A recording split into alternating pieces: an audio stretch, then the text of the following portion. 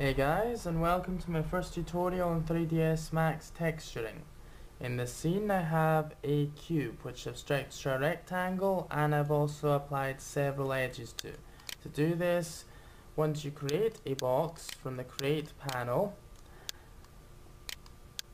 simply drag whichever types, however many edges you want in each box.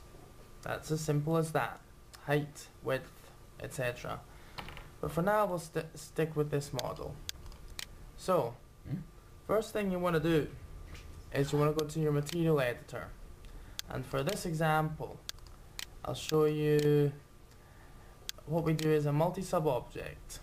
So in the material map browser, change the default material to multi-sub object, discard the old material and select a material to apply to it. In this case, in the diffuse, add bitmap and, for example, book front. Now you can apply that texture to the model. So head back, apply the texture, and you see it's nicely mapped on the book. But we don't want this thing to only have all this. Only these faces. Doesn't really look like a book. So here's a pre-made one. So first of all, we convert it to a editable mesh, and in polygon select view. Right, we have the front, so select front part and select the back part. Then the front texture goes on. This is because it's a separate texture. Now, we want to see the side view go on. Add side view from the textures, and there we go, that looks good. Then we need the bottom views. So, these are both the same texture. Wouldn't really make sense to use a separate one. And now, we need the back. Add the back texture. Yes, we're working on HD Wells. So, this is our book. Save. Now, if you import this into a game engine, it won't save all these texture coordinates. The texture is just for 3ds Max. So in order to change this and make a map that has all these colors and all these images on it, we need to make a UV map. And then we have to put the textures in it. A UV map is a representation of the model flattened out into a bitmap or JPEG format.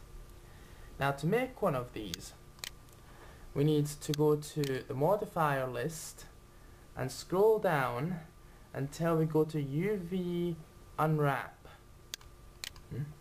Now, in this, make sure you're on map channel 1 or whichever channel you've actually set your textures to. So, we can choose several types of mapping, but for now we'll just go for the very simplest. So, select faces.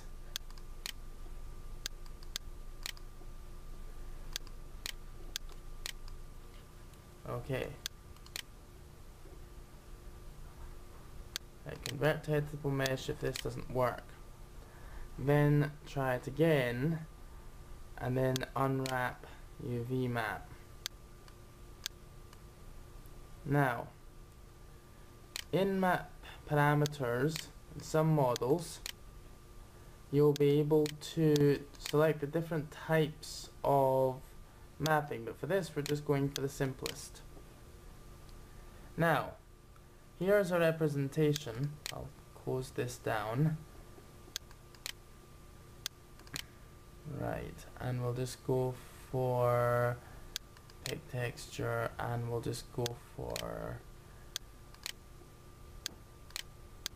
none. Okay, fine. pick texture, and we'll just go for a mask. Right, so in here is a representation of our model, but as you can see, it's just flat. Now what we want is we want to be able to make this model actually, because okay, every model has separate sides. Now if you have all these sides overlapping, what you're going to get is a big mess. You're going to get the front and the back and the sides all to the same texture, meaning it's going to just unwrap, and then you're going to get a texture that's got just one single texture on it, whereas you want to keep all the sides and everything. So in order to avoid this, what we've got to do is we've got to start by putting it into box mapping. A box covers all of the seams. You see the thick seams on this model represents how 3ds Max cuts out the texture. So see, it's all even and we've got everything set. Next we need to click edit that again, and then in mapping go to flatten mapping, set the spacing to 0 and click OK. Now okay, so the texture has been stretched a bit, and that can be a problem, but that can be fixed when you manually put textures in Photoshop. However, sometimes you may want to keep what you already have. So here's how we go about this. First of all, in Tools and in Mapping, no Options, Preferences. In Preferences, first of all, your render width has to be changed. So a good usual render width is 1024 by 1024. You can change this later. This is the size of the map, the bitmap that you're creating. Now, what you want to do in the UV editor is select the maps and then reposition and change them. So, for example, select faces,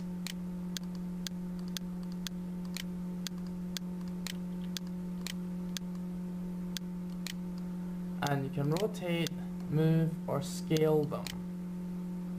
So at the moment we have this section selected, which I would assume is the bottom because of the size. Yep, right, the bottom ones, since they're identical, are best overlapped. That means they'll show the same texture anyway, so there's not going to be a problem. So put one on top of the other, and that saves you space. In this, you want to save as much space as possible. This square around where the borders are, that is the size of your texture, and you want to make sure that you have as much of that covered as possible in order to, well, get the highest resolution without ruining it, basically. So then we need to select, okay, edit UVs. Next we need to select the faces of the front. So in the front, select the faces, and the front ones are identically textured as well. So there's not really much point in having them take up too much space as separate objects. So what we'll do is we'll select the whole of one face and put it on top of the other. Try to get it as accurate as possible. Right, you can keep that out of the the square for now. Now we have the back and the side. Now the back part is a unique color, and so is the side. So you want to make sure that these two are kept unique. So you don't put them on top of each other, and you scale this to take up as much space as possible within its UV map. Now this can become useful later. I'll show you why. So you see that we've actually got an okay thing for now. It's just a bad preview, but it's alright.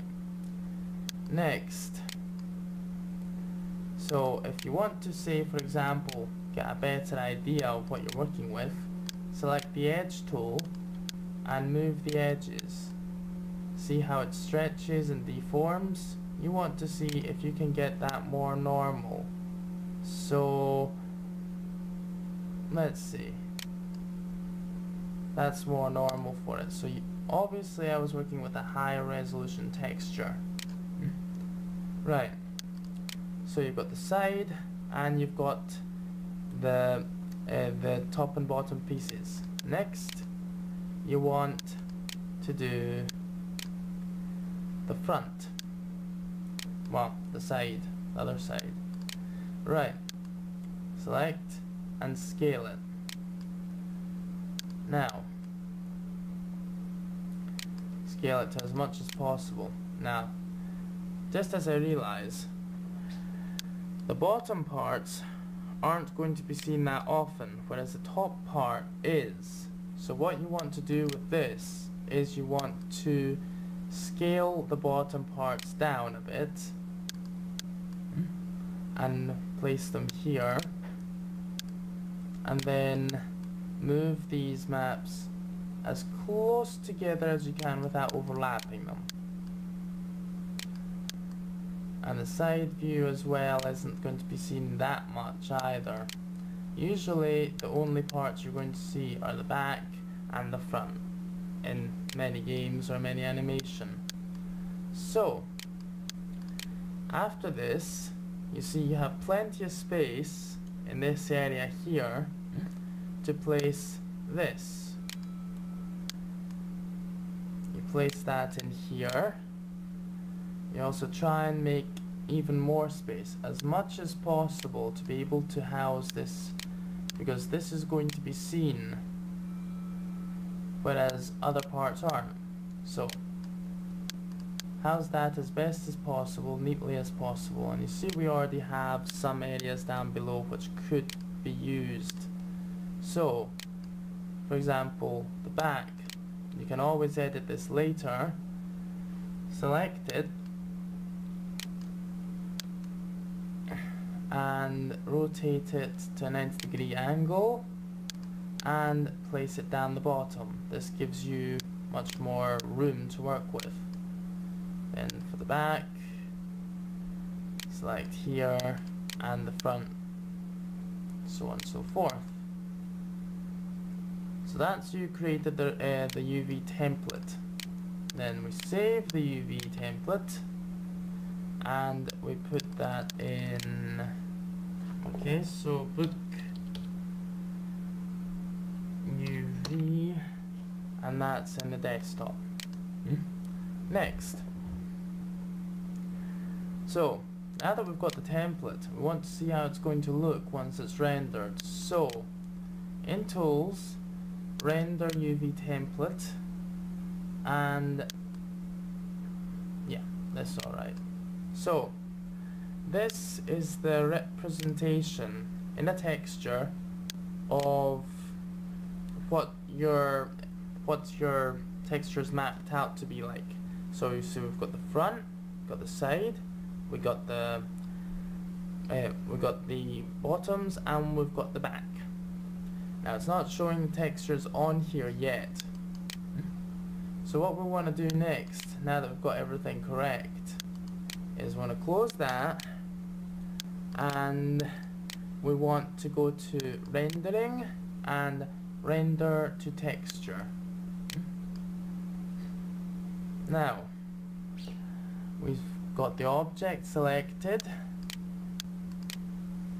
and this is going to basically what they call bake the texture onto the model. So you want to go back to channel 1 because it's the one we unwrapped it at, and then we want to select a map. So let's see.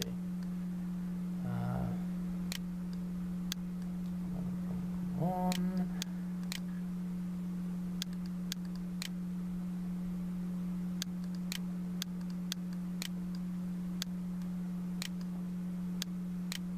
So add over here in the output, and then output select diffuse map and add the element. Now you want to change that size to 1024 by 1024 to match with our original UV map. Next, select what texture file name you want it to go to and where you want the file to go to once it's rendered. So in the front, we'll go and type book diffuse, and we'll set it as a JPEG because that's lossless and you're not going to get any quality damage. Select save, and it's preferable you don't have any smoothing, and preferable for the large size, and quality is up to you depending on how detailed your game's going to be and how much power you really got. Next, we want to render this UV.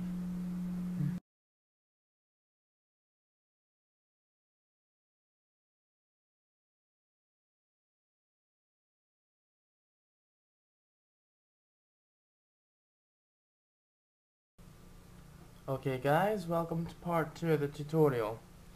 So, the rendering to texture object doesn't work at the moment, which is why we're going to have to take a different method into texturing. So, here's how we're going to do this. So, in the UVW editor, you'll see I've made a few changes to accompany the textures being bigger, especially the front and side. Now, here's how we do this. Go to options and make sure in preferences that your render width is 1024 and your render height is 1024. Next, you wanna then go on to tools and render UVW template, and see over here it shows that the size is still 1024 by 1024. Very important if you're doing a texture that's high resolution. It automatically sets it to 256 by 256, which is small and iPhone game worthy. Anyway, now you want to be able to see the edges. Let's see, edges come in white, alpha is 1, visible edges, only seam edges. You want only the seams. Those are the green parts here. Now keep a memory of which block refers to which part. Next, render UVW template, and you get this image. Looks very basic at the moment, but we're going to work on that. Save the image and save it as a JPEG and save it as book UV and save.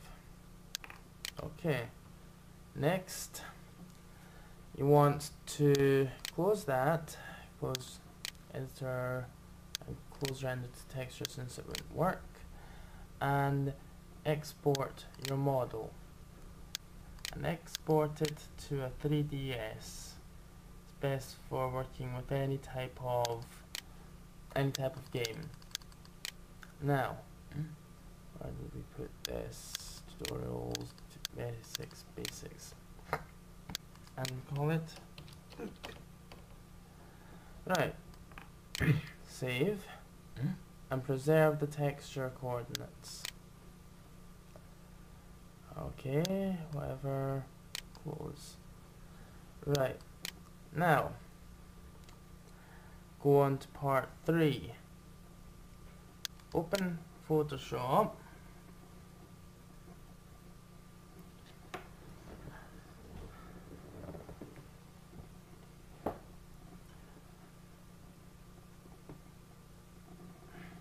And in Photoshop, open your UV map. Now, where did I put mine?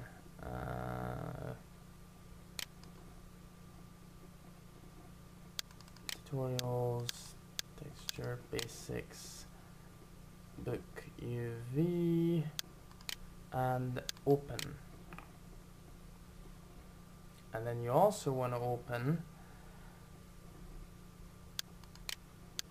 the textures that you had for the original when you were texturing it in 3ds Max. Now open those, and they'll open as separates. Now, like I said, keep an idea of which, copy this, of which block represents which part.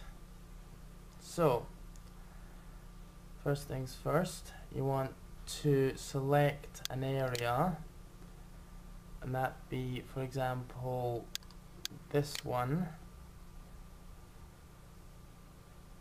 and grow it. No, okay. Looks like we're going to have to be a little bit more careful here. So get magnetic lasso tool, free that layer, and select around this square. You don't need to be entirely accurate, you can edit it afterwards. Now go to edit, paste special, and paste into.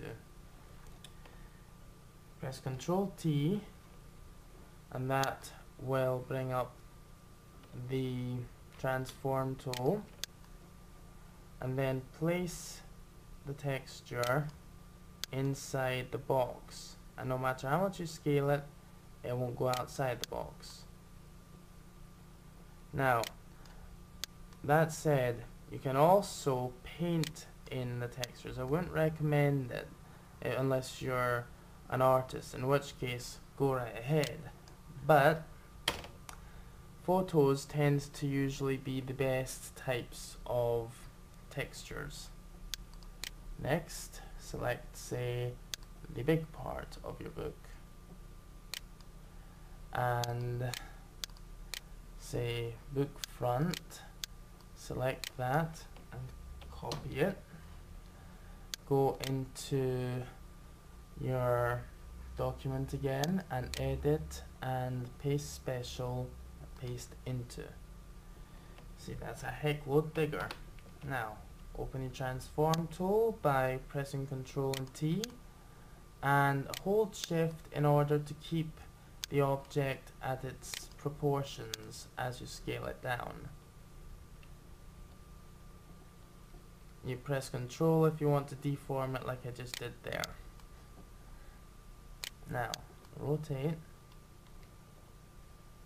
and hold shift in order to make sure that when you rotate it, it stays at perfect angles, like 90 degrees, 45 degrees, whichever one you prefer. Now here's where the deformation part comes in. Hold Control and the anchor points around the book, pull them in order to get the effect you want, i.e. try and keep it as straight as possible.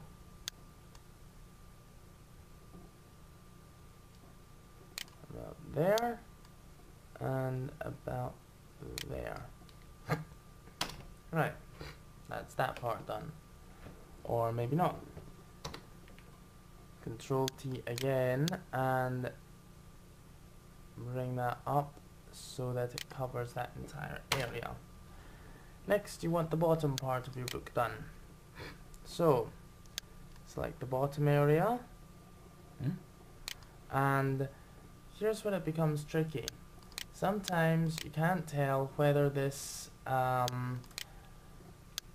this is going to work first time. Sometimes you're going to have to flip the texture because you don't know which side is which.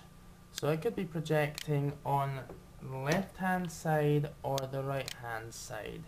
So depending on which way you flip this image, you might have to change it later. So paste into this area and Control T again, rotate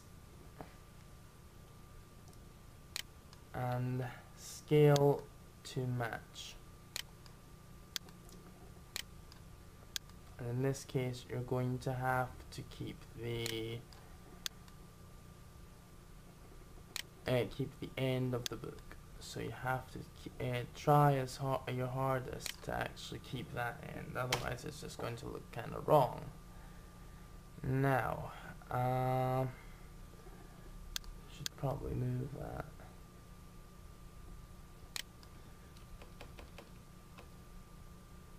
And rotate it.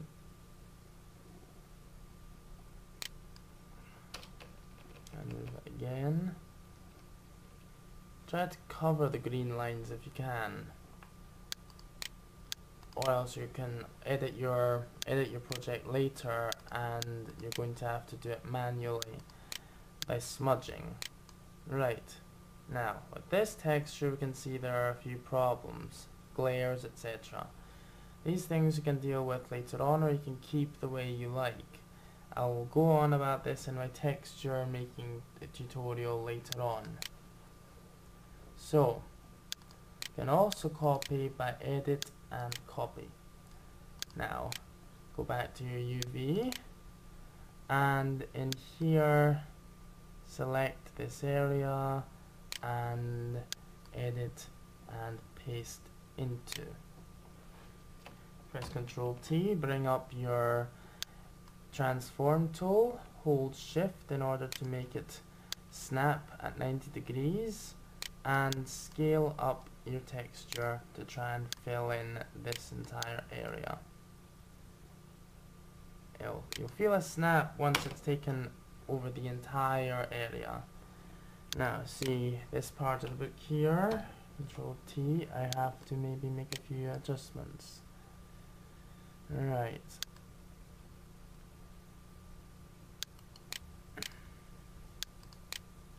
Okay. Alright, well, you get the idea. You don't have to, you have to cover these green lines, otherwise it could become a mess. Right, so save your UV template, then save as, and over the original file, which should be in JPEG, book UV, save it, and replace it. Right, that's that part done. Now close Photoshop and go back into 3ds Max. Start a new project. Save my changes, yeah. And file, import, and import from your folder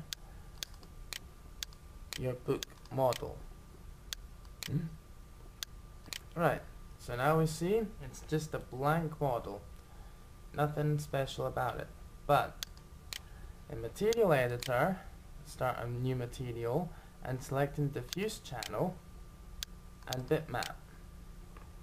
And in there, select your book UV. Select to be viewable in scene And as you can see, once you apply it, you'll find that your book has been textured. And you see, this is what I was talking about in the in Photoshop. If the planes that you have, when you have mapped the object aren't in the right direction, this can happen. So where the bindings are supposed to be on this side, they've actually turned out on this side, which has caused a problem. The book doesn't look quite right.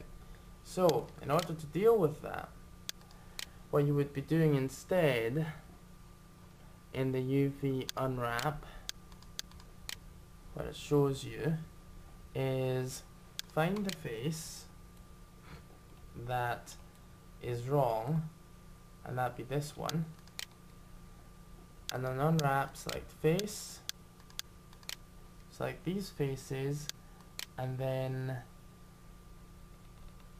right click on that area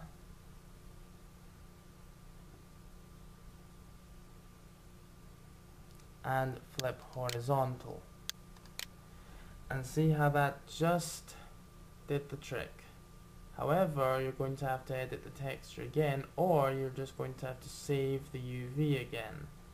So what you're better doing is saving the UV again and retexturing, otherwise you're going to get in a mess. Right, so let's do a quick render and show this bit be off. Actually, before we do the render, right, a lot of people have been asking how to get around doing normal maps. Now there are several ways to do it. There's working in 3ds Max, where you'll have to work on the full entire object, pull everything out, make every detail stick out, and then get 3 different colors of lights and render it as a normal map, which can be annoying and incredible work. That's good to work with if you're working with high detailed objects for films, but when you're working for games, you can use something simpler. A Photoshop plugin by NVIDIA, or you could go for Carzybump. You get a 30-day free trial, and it's a great piece of software, especially for getting all your textures right. So from here, either you want your book parts to stick out, so the little circles in your book want to stick out, or in. Now I think in should do it, and you want these parts to stick out. So select that shape, and you can see when I shine the lights on it how it reacts. Now you can change the ball by selecting load mesh and going into desktop and your tutorial folder, basics, and it says which supported objects it supports, but it doesn't support 3ds, or doesn't say so anyway. Select book 3ds and it should load the map in with the image and the 3D model. Right, so there we have a basic bump map, but that's not quite good enough. So you want to increase the intensity upwards so you can get more detail in. Next, you want to sharpen the image, and that will give the lines a little bit more edge to it. Old-fashioned books had that, but maybe not that much of an edge. Next, noise removal. It's iffy. If you want it to have more of a specular, more effect in specular with a little bit of grain on it, you're better keeping the noise. Next, shape recognition, important. If it's got a gradient, it'll stick up. If it's not got a gradient, it'll be flat, and if it's got a gradient going the other way or inwards, it will go down. So in this case, you want to make the shape recognition go all the way up. So it's shape recognition to 99. Very fine details, bring them up so you have better you have better lines and they don't merge in with the background. Fine details up to full, doesn't make a difference. Large details are, well, as it says, the large parts of the drawing, the large parts of the texture. Very large detail is the overall book itself. So you see how that's a lot nicer. Next, we want to go for specularity, because this affects how the light hits the book. So, say for example, slope influence. This will affect how the book is hit and how much of an outdent there is in each texture. So, if the slope influence is say 100, it'll look like it's more indented. It adds to the normal map. And it also makes these little circular parts here shine. See?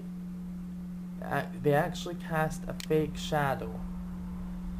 Contrast, bring that up, you'll have a little bit more depth. Well, you'll have depth, but you'll also have a little bit more, well, depth's one, then you have more light and more shadow. Then you want to add noise if you want to have, say, more specular parts around the area. Metallic color, that gives you the option of making it, well, if you have metallic color on, this means that if it's down to 0, the book will shine with a cold color, so it'll be more metallic. Whereas, if you have it on high, this will be a non-metal color, which is, well, better for this current project. Next, save all textures. And in texturing basics, book UV, and you want to save it as a JPEG. And save it. And that's you with that. Now, close Carzybump down, go back to 3ds Max. Now in 3ds Max, in Material Editor, where you put your material originally, select Specular, and on bitmap, bring up bookuv.spec. Specular map should come up, and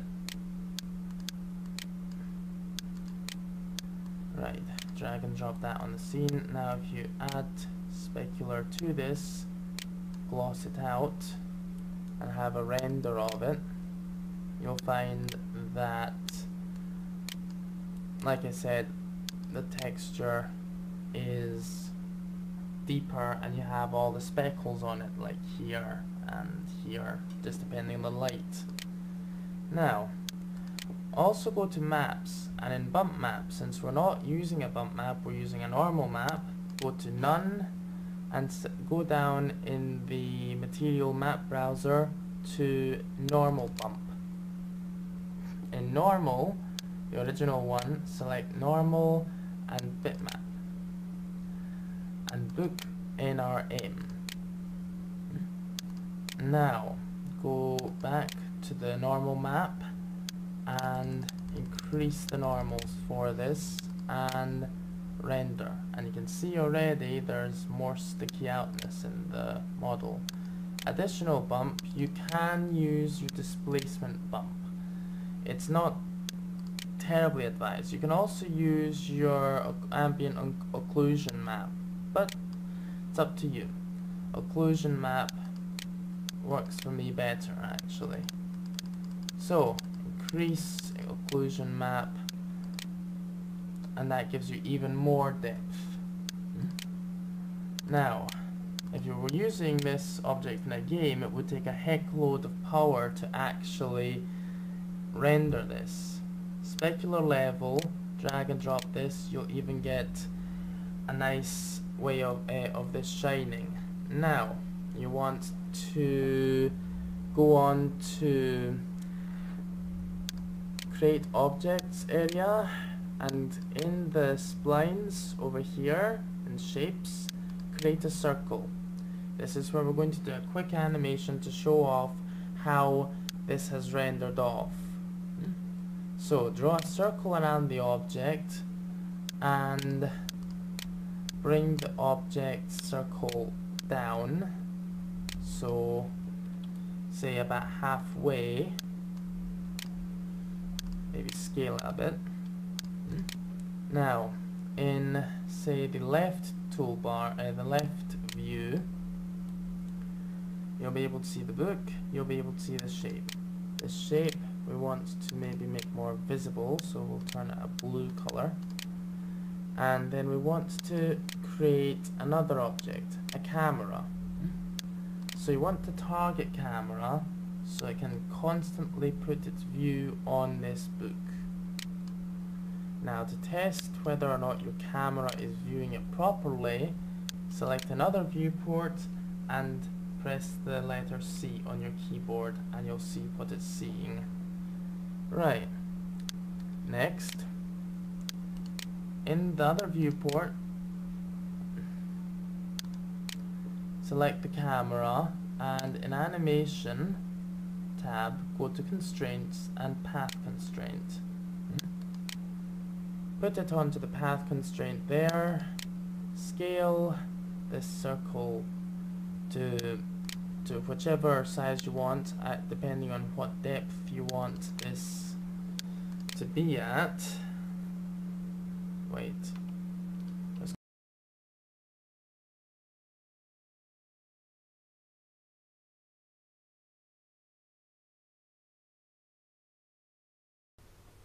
Okay guys, so we come to the final part of the tutorial, the animation to view what our work has shown, what it actually has created. So I've created the camera, shown you in the previous part how to do this.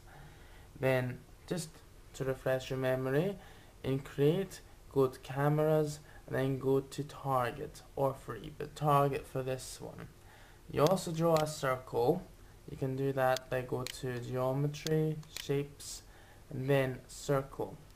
Draw it in the middle and place it up or down, just depending.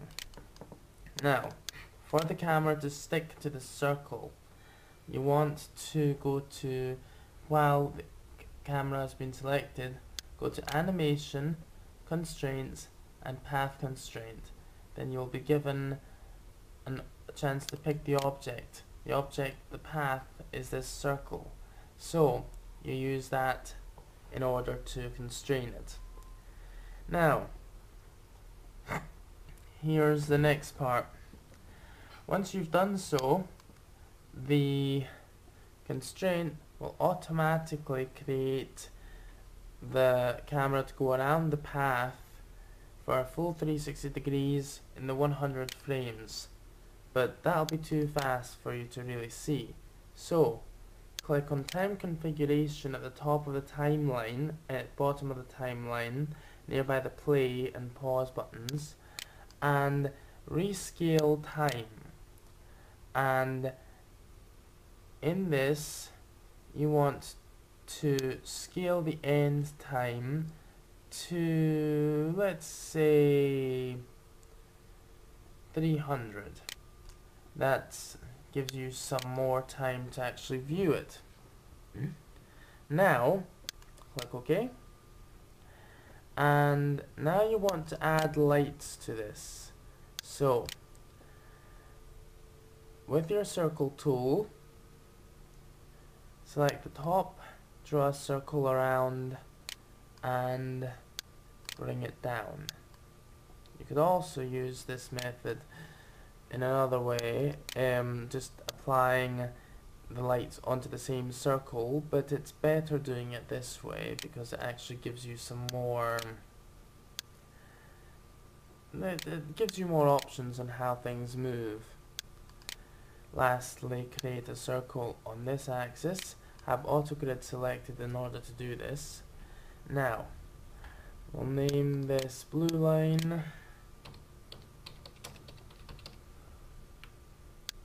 We'll name this one red line,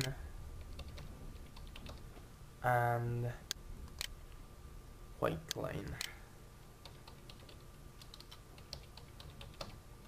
Right, so now we want to create some lights. So in the create panel, go to lights, and you'll automatically have photometric come up, but go to standard, then go to omni, place 1, 2, 3 omni lights on the scene, and select shadows in it for on. Now you want to change the color of this light to the blue color, and you'll see why in a moment.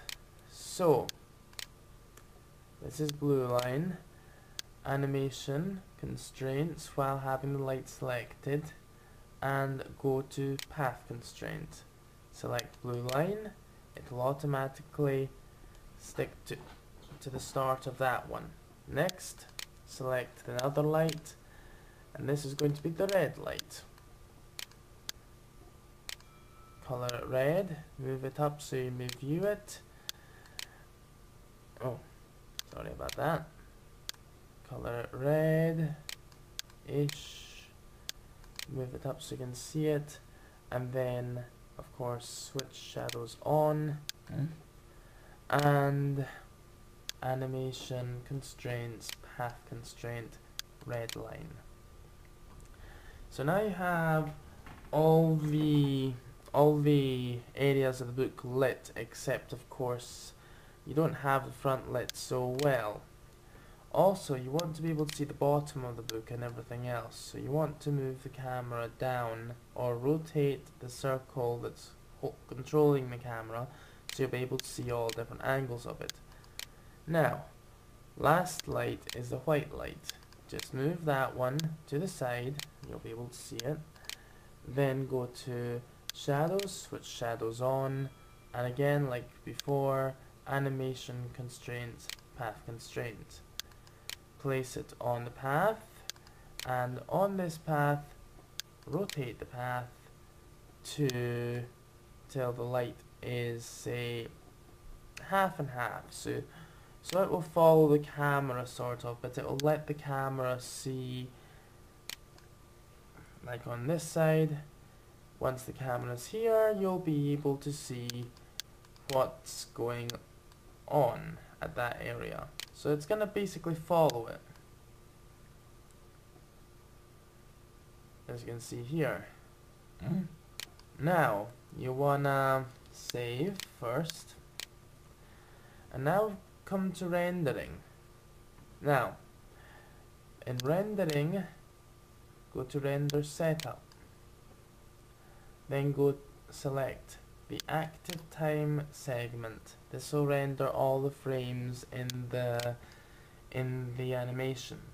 Now over here, the output size, you can have it any size you want: 640, 480, 320 by 240, 800 by 600, etc, etc. Or you can go for Panavision, Cinemas, or NTSC, or we can go for HDTV, which is what is the rave right now. So let's go for HDTV. Then select your size. I'll go for 1920 by 1080, and select render after. Wait, don't select render yet. Then you want to scroll down to render output. Here you want to click on files, and you want to say render to an AVI from the drop down menu, and we'll call this book rotation. And actually I'll save this.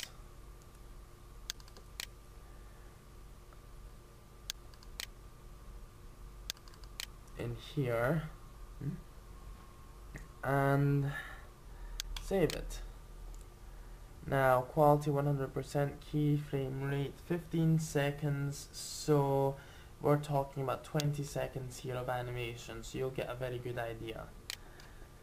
Right, now you want to render. Now if you re-render, you'll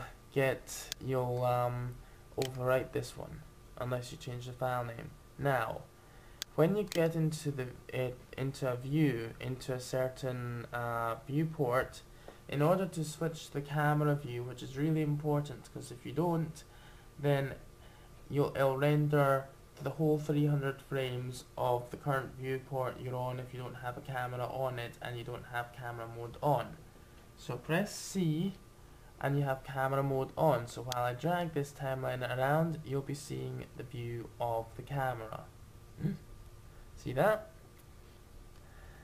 And I could switch wireframe off, smooth highlights, and you'll be able to see exactly what the camera sees, but without the big rendered graphics. This isn't rendering the normal maps, etc. Oh, and I'm aware that the title's upside down. Silly me. Now, render your project. You'll see this may take a wee while, so I'll get back to you after it's done. So for this point, I'll close it. Thanks for watching, and after this you will see the complete animation of the book and you'll see how well it turned out. Stick around. Thanks for watching.